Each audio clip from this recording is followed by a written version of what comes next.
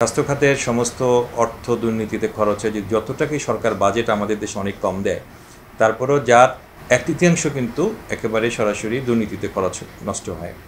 আর এক তৃতীয়াংশ কিন্তু আমাদের পারফরমেন্সের অভাবে আমরা কার্যকর করতে পারি না, খরচ করতে পারি না। আর বাকি এক তৃতীয়াংশ বেসিক্যালি আমরা খরচ করতে পারি। বাংলাদেশের স্বাস্থ্য খাত হলো অন্যতম একটা দুর্নীতিগ্রস্ত খাত। এইখান স্বাস্থ্য খাতের সমস্ত অর্থ দুর্নীতিতে খরচ হয়। যে যতটাই সরকার বাজেট আমাদের দেশে অনেক কম দেয়, তারপরেও যার এক তৃতীয়াংশ কিন্তু একেবারে সরাসরি দুর্নীতিতে খরচ নষ্ট হয়।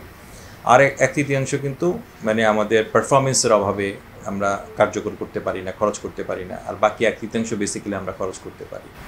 সেদিক থেকে কিন্তু স্বাস্থ্য খাতের সামগ্রিক পরিস্থিতি কিন্তু খুবই নাজুক।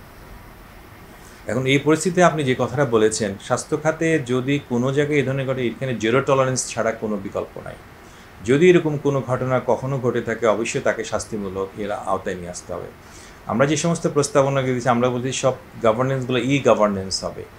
যার যেখানে পোস্টিং হওয়ার কথা তার পোস্টিং সেখানে হয়ে যাবে। এটা নিয়ে কারোর ডিজি অফিসে যাওয়া বা অন্য জায়গায় যাওয়া, মন্ত্রণালয়ে ঘোরাফেরা করা, এর মাধ্যমে তদবির করা, এইটা আসলে আর এই আধুনিক বাংলাদেশের সাথে এটা যায় না।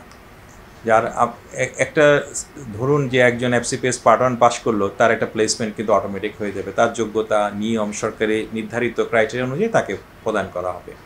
এখানে কিন্তু তাকে ডিজি অফিসে যাওয়া বা ঘোরাফেরা করার কোনো প্রয়োজনীয়তা নেই। ডেফিনেটলি আপনার সাথে আমি 100% একমত যে কোনোভাবেই এটা বরদাস্ত করা যাবে না। যদি কোনো জায়গাতে কোনো অনিয়ম দুর্নীতি হয়, তাকে শাস্তির আওতায় আনতে হবে এবং তাকে প্রকাশ্যে এবং দৃষ্টান্তমূলক শাস্তি দিতে হবে।